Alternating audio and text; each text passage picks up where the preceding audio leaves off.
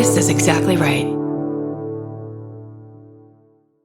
Capture your favorite summer feeling with Pandora Jewelry. Discover a collection inspired by the sunshine, freedom, and moments that make the season unforgettable. From sun-kissed metals to personalized pieces ready to be engraved with your summer mantra. Each design moves with you from beach days to golden nights and every memory in between. Shop Pandora Jewelry's new summer collection in-store or online at pandora.net and let your summer unfold. Goodbye. The Hulu original series Furious is coming to Hulu and Hulu on Disney Plus on July 27th. Starring Emmy Rossum as Alice Black, Furious follows a rookie FBI agent on the hunt for Catherine, played by Lola Pettigrew, a mysterious and calculating female serial killer. While Alice upholds justice, Catherine kills for it, terrorizing the rich and powerful men of New York in her pursuit of vengeance. With secrets that change everything, Alice discovers there's a thin line between hunter and prey. Watch the Hulu original series Furious on July 27th. Streaming on Hulu and Hulu on Disney Plus for bundle subscribers. Terms apply. Goodbye.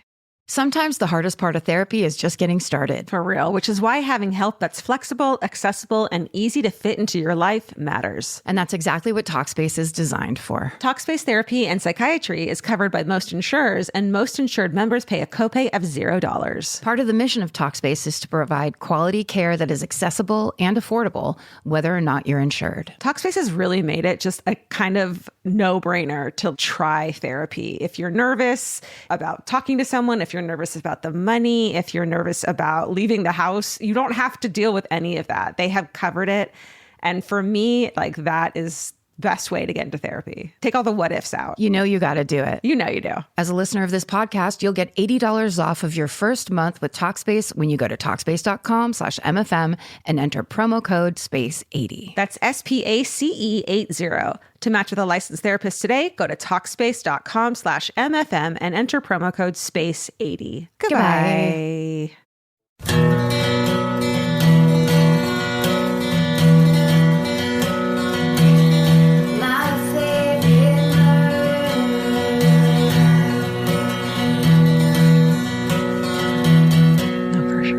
This time it's real. Hello. And welcome to My Favorite Murder, the Minisode. Hey, that's Karen Kilgara. That's Georgia Hardstark. This is episode 150. Is that true? Yeah. What a great round number. I know. We've really done it. We've really... Remember episode 11? No. Me either. Good. Mine are all horrible. So this is where we read you guys your own stories about things. And we're doing... These ones are all from London. Right. Yeah, because we'll be in the UK and Ireland for our tour coming up. Yeah. So we're really getting... excited. We're preparing emotionally, mentally, and then crime-wise. That's right. Do you have a good one to end on? Do you have a lighthearted? Yes. Okay, then can I go first and you end with that one? Sure. These are all bad, but I want to do them. Sure. Okay. Shaking things up a little. Yeah, I love it. Okay. Hometown, the one with all the murder. Dear Murder Honeys. I like it. I like it too. Yeah. I'm writing to you from London, England. Thank you for all the work you put into this podcast and always putting a smile on my face before work. I'd like to thank this person for putting England in, because we do need those specificities. London, Tennessee. London, England? Anyways, my story. So my auntie was looking to buy a new flat in an area of London called Muswell Hill after I told her how lovely it was. It's where I've lived for a few years now. She went to view a flat at the same road as me, and it was perfect. Beautiful space right at the top of a house, nice and open, but it was weirdly affordable. Thinking there must be some kind of catch, she asked the estate agent why it was so low priced. He looked a bit shifty for a moment and said, "Yep, you guessed it. Well, I do need to tell you that this was the home of a serial killer." And went on to tell her all about it. The killer was nicknamed the Muswell Hill Murderer, a.k.a. Dennis Nilsen, a.k.a. the notorious British serial killer from the 80s. Definitely come across this guy a lot in my research. Did I not do this one? Did you do this one? Well, continue on. I'll let you know. Well, here we go. His victims were normally male, gay, and vulnerable or homeless. He would lure them back to his house with the promise of shelter and company and kill them afterwards, often taking part in weird rituals. Oh, no, I didn't do this one. Nilsen would then dissect the bodies and keep the parts for long periods of time. For the smaller bones and flesh, he would just flush them down the toilet. Oh, right. That's actually how he got caught. The drain got completely blocked, obviously, and a plumber had to come out and take a look. The plumber took one look at the tiny bits of bone in the drain and immediately called his boss. Good. While they were looking into the drains, some of the tenants came to see what the problem was. Nilsson being among them. Oh, sure. Who noted the little bones, quote, looked like KFC. Uh-huh. Oh my God. Hey, always. It's just KFC. It's just KFC. Hey, sir, why do you keep making suggestions of what these little bones could be? And who flushes KFC down the toilet? This is an art project. Sir, please keep your voice down. I'm trying to look through this drain. You can't throw your voice, sir. There's 4 people here. There's 4 people here. It's you and a puppet and 2 other people. So we know it's you. The police were called, and when they discovered that the drain pipe led directly to Nilsson's flat, they went to investigate. As soon as they entered the flat, they were overwhelmed by the smell of rotting flesh. Apparently, when the police asked Nilsson about the bones, he first feigned complete shock. What is this? What's going on? Sure. But then shrugged and calmly stated that the rest of the bodies were in the wardrobe. After Nilsson was taken into custody, they found parts of the bodies all over his flat, including the kitchen drawers and under the floorboards. He served around 20 years in prison and died there last year. Needless to say, my auntie did not buy the flat. I think it's actually still on the market. Stay sexy, and before buying a house, maybe do some Googling. Florence. Shit. Okay, so that guy's the British Jeffrey Dahmer, essentially. Like it, yeah. I've heard that case before. Yeah. But we haven't covered it. What they need to just burn that house from the top up. You wouldn't buy it? No. Would it be crazy if I still bought it? Yes. I love a bargain. It's too much. You're selling your soul. Yeah. Bargain. The vibes would be minus 1 billion bad. Sage, man. No, there's not enough sage in all of the painted desert to solve this fucking problem. No way. Okay. Because I think it's one thing when people, I mean, this is never a choice I will be making, but it's one thing when it's the location of a murder, a singular thing. Right. But that would be the home of the person that continually preyed upon people who, like, everything about it is so negative of like needy people. He exploited needy people. He exploited people who didn't have anybody to fight for them. And then he desecrated their bodies. Yeah. So everything about that you want to see. Well, you don't want to when you put it like that. Don't be near that block. When you say it like that, Karen. Stop moving in there. Every week. I was closing out on escrow. No, I'll call your fucking real estate agent and say, don't let her buy this flat on this road. It's my stepfather, my real estate agent. John, I need to speak with you. It's a business matter. Okay. Go. Here's my first one. I'm not going to read the subject line. They give it away. So it's just, we'll say EMT story. Okay. Hi, Stephen, Georgia, Karen, and assorted furry animals. My friend introduced me to your podcast, and I've obsessively been binging it from episode 1 to the point where my mother tried to stage an intervention. Not joking. Joke's on her. What kind of tear-filled letters was that mom reading when it's like, you just keep your iPods are in your ears? She's so religious. You know it. She thinks we're Satanists. It's an intervention against podcasts, which is like, I could see it. Yeah. I could see where you would feel that is necessary, where someone is completely checked out. But you get so much done when you're listening to podcasts. It's not like video games where you're just sitting and playing a video game. You put a podcast in. That's right. You get fucking life taken care of. You learn things. You get freaked out. That's right. You have experiences. Right. Then you meet other people who are having those experiences. What's to intervene about? Then later on, you can win at trivia on trivia night. Right. Because you learn stuff from us. That's right. We're going to talk to that. We're going to intervene and have an intervention with that mom. We're going to see her when we go to the UK. Yeah. We're going to swing by. What if we gave her... Never mind. Take that out. Gave her tickets and made her from her mom. Intervention mom. And then we'd be like, look what we've done here.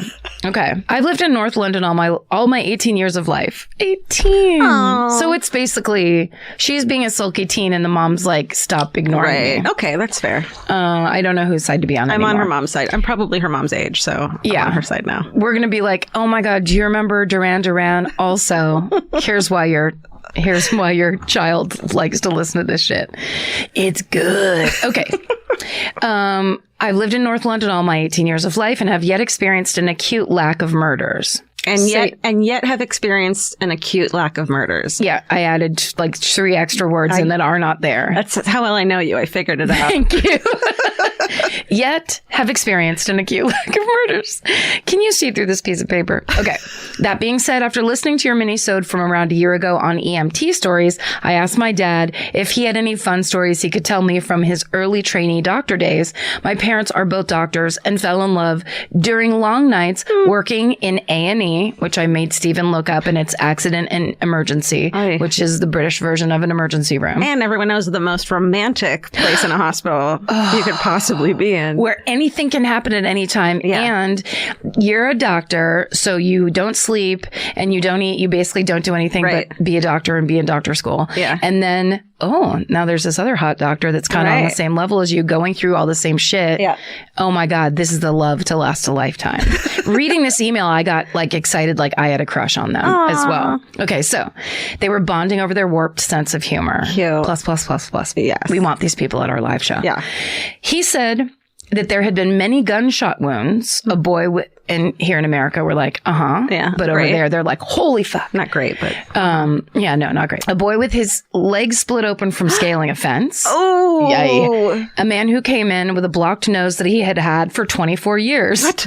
Oh my God, what was in it? My mom started laughing and asked what it was about that day that made him come in. So nothing was blocking it specifically. He had just waited that long. I know. Did you want it to be a big, long scarf? Something. With his name knitted into the middle of it? There it is. Clark. See? You know that's what happened to my dad's friend Woody, right? No. He went out one day in the 80s to rototill the field on his tractor, and it was really loud engine, so he just ripped up these rags and stuffed them into his ears so that while he was doing it, he wouldn't, and forgot they were in there. And like a week later was like, I think I've gone deaf, and went to the emergency room, and they took tweezers and just pulled these big, long, oily rags out of his ears. Oh my God. He's lucky to get a brain infection. For real. Oh my God. I love stories of weird places and not gross orifices. Yes. You know what I mean? Not private parts. Red Shoe Diary style orifices, but more of just casual. Yeah, casual. I left something up there. Oh, I forgot I put this in here. Or like, a swarm of bees took nest inside my nasal cavity. Like stuff like that. While I was asleep. Yeah. How can that happen? Okay. So that was to name a few. Yes. The best, however, was a man who came in with a machete embedded in his head. The man in question, that was what was in the subject line. I didn't read you. The man in question had apparently tried to rob a Chinese shop, which the owner had not, I don't know what that is, who the owner had not taken kindly to, and had retaliated by plunging a knife into his head. What is most amazing about the story is that the man survived. Fuck. The machete had been so sharp and had been plunged with such precision that it went directly through the man's head, straight between the lobes of his brain, causing him no long-term brain damage. And he was actually conscious when he came in. According to my mom, she said that she had seen the man, turned to my dad and said, "So he's here for a tetanus shot then?" Yeah. You imagine. And quick. It's just when you're in love, you get so funny. You want that person to love you so much. Everything is heightened. It's so that even a man walking in with a knife in his head is like, here's my chance. Here we go. Here's my chance. Watch this. God, I love these people. Okay. To which they both started laughing in front of the patient, who was a very disgruntled and large gang member. Oh, yeah. They started dating soon after. For the most part, however, it sounds like working in A&E was pretty soul draining. My parents took to walking into the waiting room and calling out the most inappropriate names they could without laughing, just to pass the time. That's adorable. Isn't it the best? Yeah. Even if this story doesn't make it past Steven's screening, I hope someone finds it amusing. We did. Someone somewhere. Thank you so much for your podcasts. They've really helped me through an incredibly tough time. I have another sort of hometown murder / disappearance I'll be sending in soon that I have the loosest links to. But if I forget or remember that I have A-levels, I should be doing. Maybe you might want to look up The Abduction of Madeleine McCann. Oh, honey. We know that one. It's sort of the JonBenet Ramsey of England and has become a kind of cult icon here. Yeah, we know. We know. Yeah, it's everywhere. Bye, Hannah. Aw, Hannah. Isn't that the best? Yeah, that's a good 18-year-old email. That's good feelings, 18-year-old. We have to figure out if we can get a hold of Hannah and get Hannah this. or Hannah? Well, it's Hanne. Oh. Hani? Han. Han Solo wrote us an email. Okay. We need to get this doctor-based family into the and get into the fold. Intervene. Right. Hometown story. Hi, MFM crew. I have been a fan of the podcast for the past few months, and it has made me relieved to know that I'm not alone in wanting to hear about grisly murders and staying up at night thinking about them. Mm-hmm. My hometown story is from about a decade ago, and I remember hearing about it when I was around 9 or 10 years old. I live in a town called Horley in Surrey in England, and back in 2008... in England is on everyone. I know. They're just like, we just want to give you the island. We just want to give you all the information. Yeah, because we know you need it. My small town was shocked when we discovered that one of the chefs working at the most popular pub in town was a murderer and rapist. Oof. The chef was called Mark Dixie, and back in 2005, he attacked an 18-year-old woman called Sally Ann Bowman in her own driveway in a completely random attack just minutes after her boyfriend had dropped her at home. He was on a night out and saw her alone and took the opportunity to stab her 7 times and rape her in the driveway. Jesus, but that wasn't off the top of his head. That's somebody that's done something like that before. Right. The scumbag left her for dead, and the case was unsolved for several months. It was about 9 months later when he was arrested for having a fight in the pub he worked at. The pub is about a 5-minute drive from where I live. And the police matched his DNA to the DNA found on Sally Ann's body. The thing that I find most chilling is the main piece of evidence which helped to convict him was that there was a film oh my God, this is crazy. There was a film recording of him at work masturbating over a newspaper picture of Sally Ann. Oh my God. Is that the most chilling, fucking horrible thing you've ever heard? So he's working in the back of a pub in the kitchen. Oh my God. They got CCTV everywhere there. The poor CCTV, whatever person, operator, had to look through that and then discovered that and be like, sorry, what's this here? That's horrifying. Okay. The judge called it one of the worst murders he had ever seen. The guy was sentenced to 34 years in prison, but I hope they never let him out. This story is quite notorious in my town because of the violent way in which this poor girl was killed. Honestly, it gives me chills every time I think about it. It's such a terrible story, and I always remember it every time I get dropped off at home. I always ask for the person, a friend, taxi driver, to wait outside until I go in, just because you never know who might use it as an opportunity to attack. Yes, always. That's great advice. Watch people. You don't have to walk, but watch people all the way in the door. That's right. Watch them take out their keys and enter their door and then wave and drive away. Shut it. And then get them to text you once they're inside, say the inside's clear. Yeah. Just keep checking. Keep checking. Shout out to my mom who loves the podcast and is also a huge fan. We love you guys. We love how you guys are highlighting the very real dangers that exist in the world whilst also bringing fun and laughter as well. Oh. Stay sexy, don't get murdered. Georgia. Ooh, British Georgia. Whoa, I didn't even notice that. British Georgia. British Georgia. What's British Georgia like, Georgia? I wonder. American Georgia? Very proper, unlike American Georgia. No burping? No. The subject line of this one is My Hometown Mystery of the Dead Man on the Moor. Moors are so crazy. Dear OG Murderinos. Perfect. Really sweet. Nice one. Okay. I've been wanting to write for some time, but as you have already covered my hometown murders, the infamous Moors murders, I had to think further. Imagine being 7 years old and being told about the 5 children around your age that were brutally murdered up the road on top of the surrounding hills that you love so much. A murderina was born. Love it. Anyhow, I thought you'd be interested in a mystery which gripped the UK in 2015 and took place in my hometown, Saddleworth, New England. No, Old England. The oldest England. They wrote Northern England. Saddleworth, which is pronounced Saddleworth or something. We'll find out later.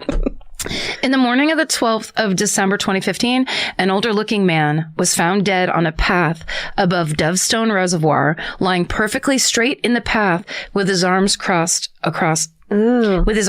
his chest. Ooh.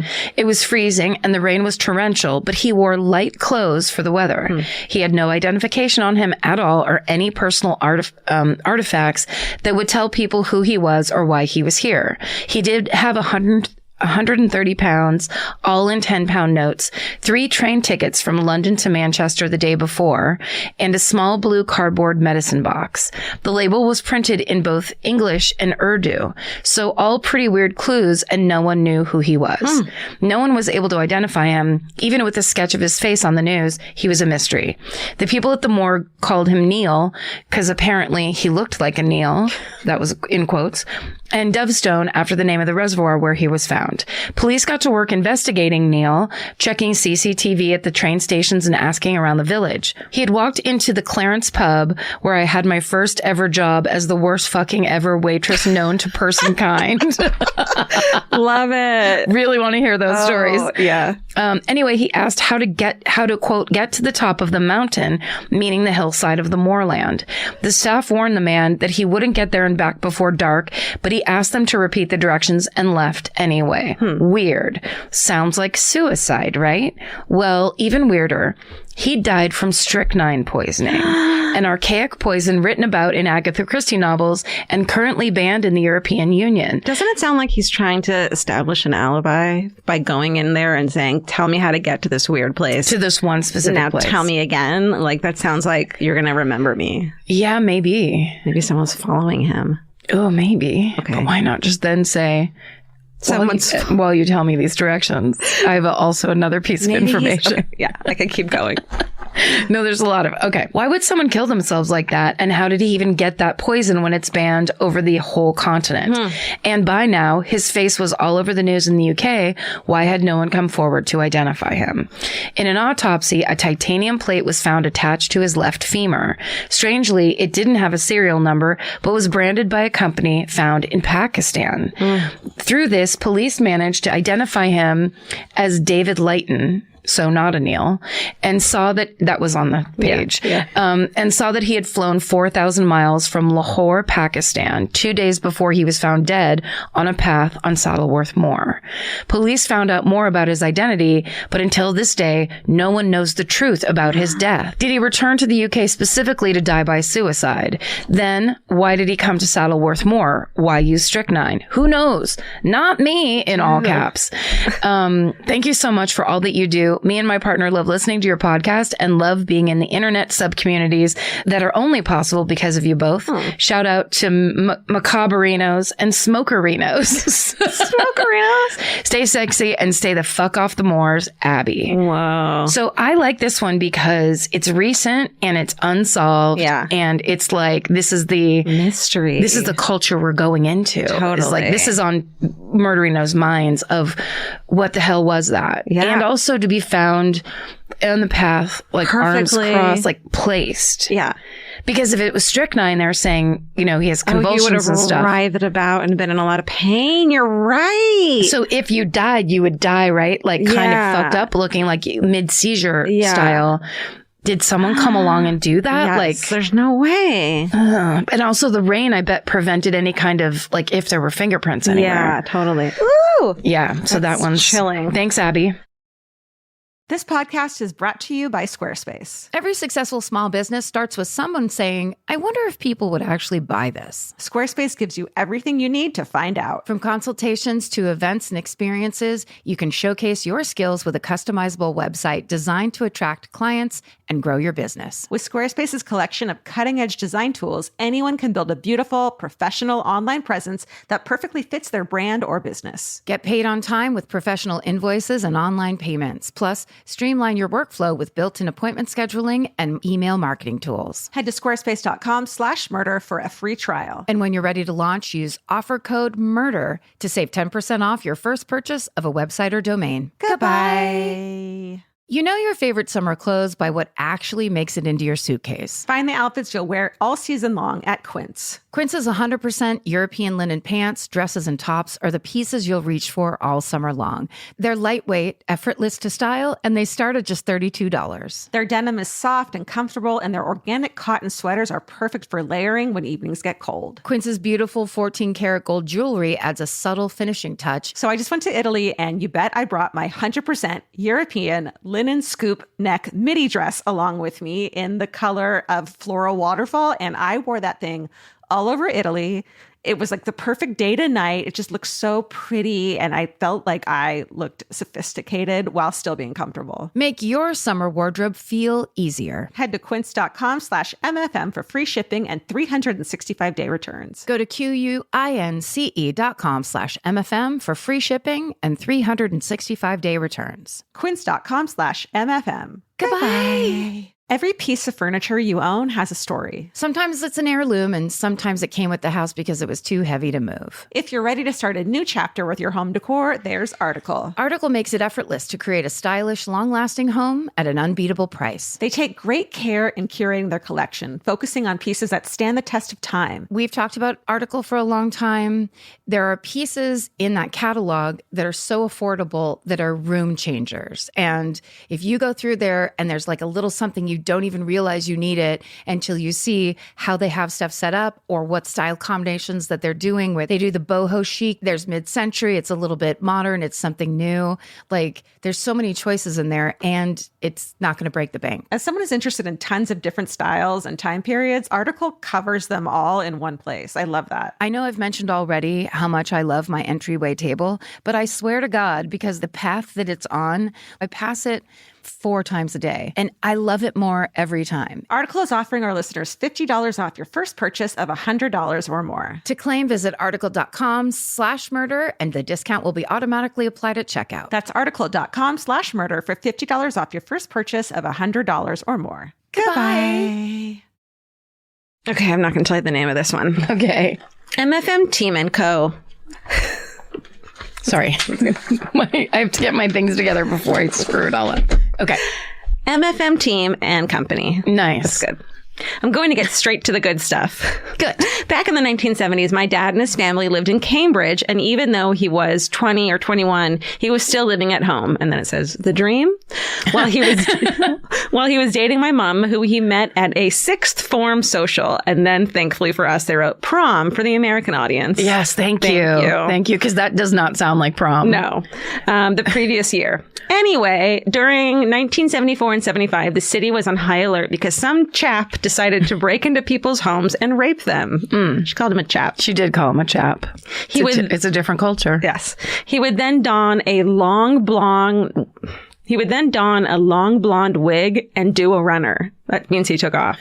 He put a wig on and ran. But I loved and do a runner. Do a runner. Okay. Managing to elude the police for 2 years before his capture. Jesus. So picture yourself back in the summer of 1974. No idea if it was summer, but that's how I imagine it when my mom told me the story.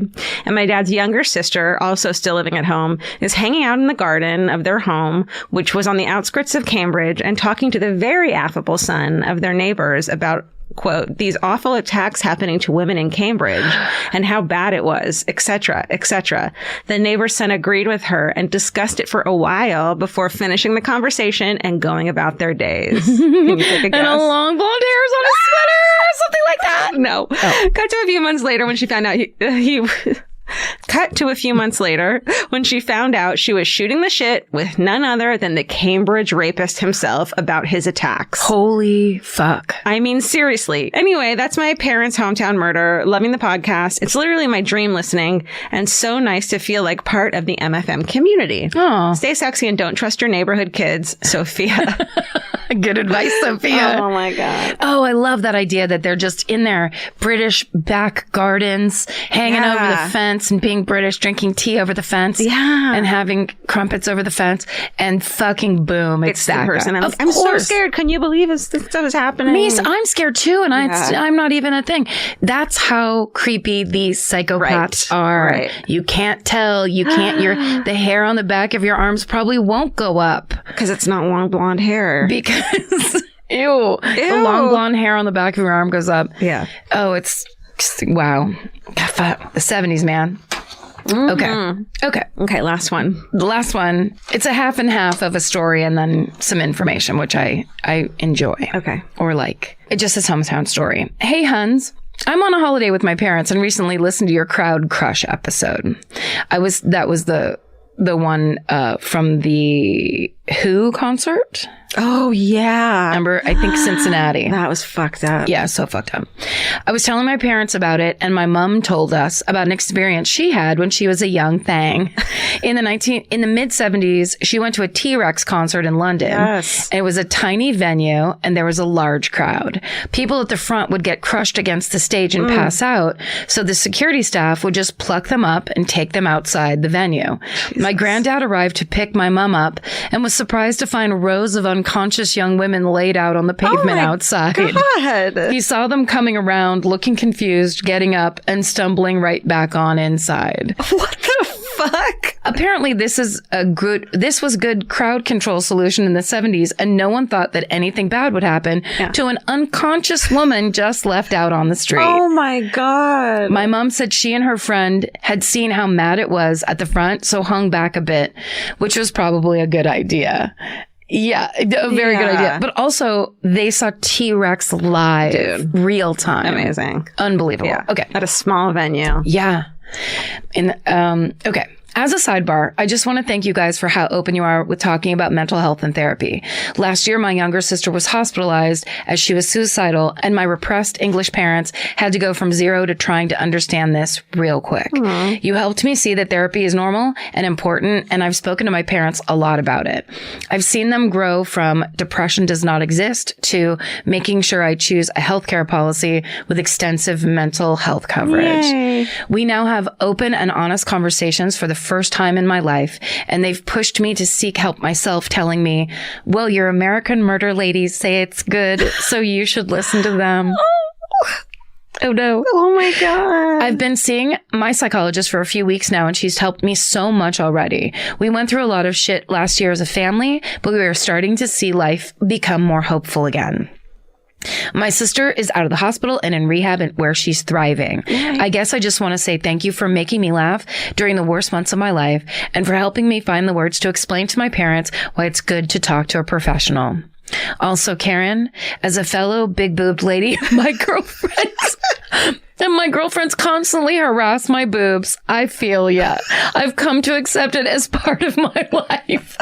Stay sexy and be kind to yourself. Aww. Philly. Isn't that so the best? Sweet. Yeah. Because that's kind of, I think, what's happening to a lot of people. The main reason I wanted to read that is because people have thoughts of violence. People go through things that become overwhelming and they can't deal with by themselves. All of these things happen all the time to lots of people. And this family, who had never had to deal with it before, adapted to the current reality perfectly, accepting it, not fighting it, not blaming anybody or freaking out about who's pretending it doesn't exist. Yeah, or insisting that they can't face it. They basically did the hardest thing, I think, for anybody, which is face the shit that's actually happening to you.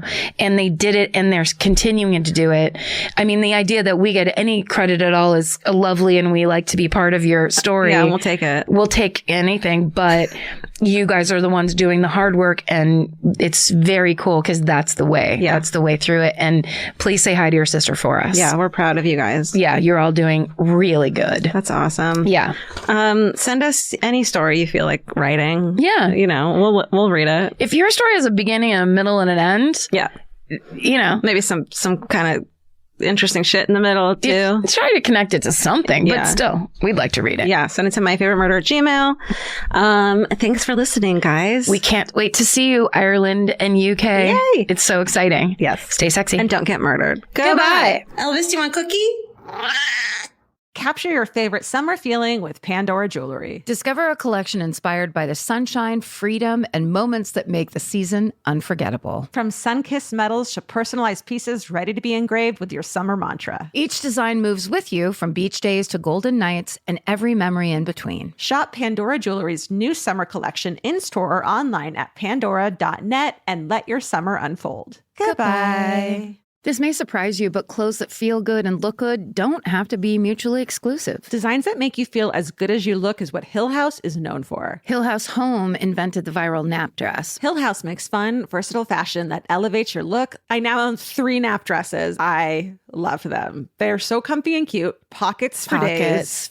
You know? Get 15% off your first order of $100 or more at hillhousehome.com with code MFM15. That's MFM15 for 15% off at hillhousehome.com. Goodbye. If audiobooks are your thing, or if you've been meaning to listen to more of them, you should check out a podcast called Ear Say, the Audible and iHeart Audiobook Club, hosted by Cal Penn. Each episode spotlights standout audiobooks on Audible across all kinds of genres: sci-fi, comedy, romance, thrillers, and more, with Cal talking to guests who help break down what makes each story worth listening to. It's a fun, easy way to discover your next great audiobook. Check out Ear Say on the iHeartRadio app, Apple Podcasts, or wherever you get your podcasts. Goodbye.